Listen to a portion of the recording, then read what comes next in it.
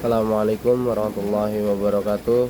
Perkenalkan, nama saya Muhammad Iksan Hadariyadi dari Prodi Ilmu Al-Quran dan Tafsir Universitas Ibnu Khaldun Bogor. Jadi di sini saya akan menjelaskan tentang mencari nafkah. Langsung saya masuk pengertian mencari nafkah. Nafkah dari segi bahasa berasal dari bahasa Arab, yaitu al-infaq, yang berarti pengeluaran. Dan kata infak tidak dipakai kecuali dalam hal kebaikan.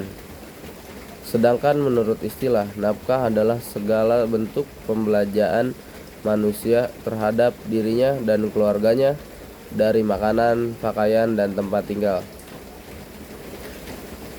Dalam Lisanul Al-Arab, Ibnu Manzur menjelaskan bahwa kata nafkah atau infak merupakan sinonim kata sodakoh dan itmam, memberi makan. Infak dinamakan sodakoh jika seseorang yang mengeluarkan hartanya dengan kejujuran, keikhlasan dari hatinya. Ada beberapa jenis nafkah, yaitu nafkah untuk diri sendiri. Nafkah untuk diri sendiri itu yang diwajibkan kepada diri sendiri ketika mampu. Dan yang kedua itu ada nafkah untuk orang lain, yaitu nafkah yang diwajibkan kepada orang lain karena hubungan pernikahan, keturunan, atau perbudakan.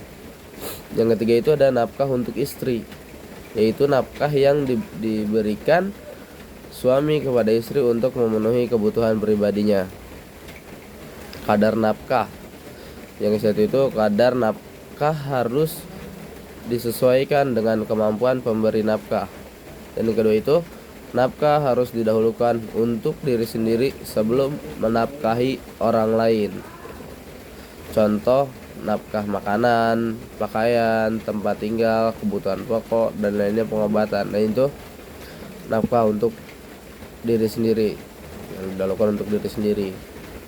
Adapun ayat-ayat dalam Al-Quran yang berisi perintah untuk mencari nafkah, pertama itu ada dalam surat Al-Baqarah ayat 215 yang berbunyi, Qul ma anfaqtum min khairi falil walidaini wal aqrabina wal yatama wal masakin yas'alunaka madza yunfikuna wa ma taf'alu man khaira fa innallaha bihi alim. Yang artinya, mereka bertanya kepada Muhammad tentang apa yang harus infakkan. Katakanlah, harta apa saja yang kamu infakkan hendaknya diperuntukkan bagi kedua orang tua, kerabat, anak-anak yatim, orang-orang miskin, dan orang-orang yang dalam perjalanan dan membutuhkan pertolongan. Kebaikan apa saja yang kamu kerjakan, sesungguhnya Allah Maha mengetahuinya.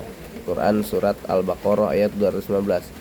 Dan ada juga yang disebutkan di dalam surat An-Nisa ayat 34 dan surat At-Talaq ayat 7 dan surat Al-Baqarah ayat 233.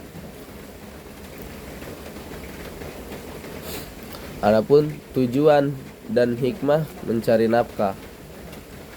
Mencari nafkah dalam Islam bukan hanya sekedar aktivitas duniawi untuk memenuhi kebutuhan hidup, tetapi juga merupakan ibadah yang memiliki nilai pahala di dalamnya.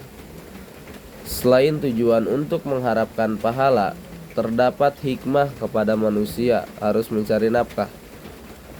Berikut ada beberapa tujuan manusia mencari nafkah dalam perspektif Islam.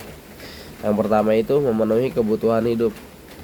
Tujuan utama mencari nafkah adalah untuk memenuhi kebutuhan hidup seperti makanan, pakaian, tempat tinggal, dan lain-lain.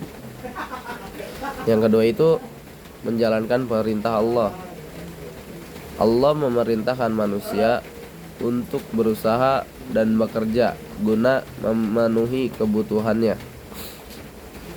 Dan yang ketiga itu menjadi umat yang produktif dan bermanfaat. Islam mendorong umatnya untuk bekerja dan memberikan manfaat bagi masyarakat. Selain tujuan dalam mencari nafkah, ada hikmah yang diambil berikut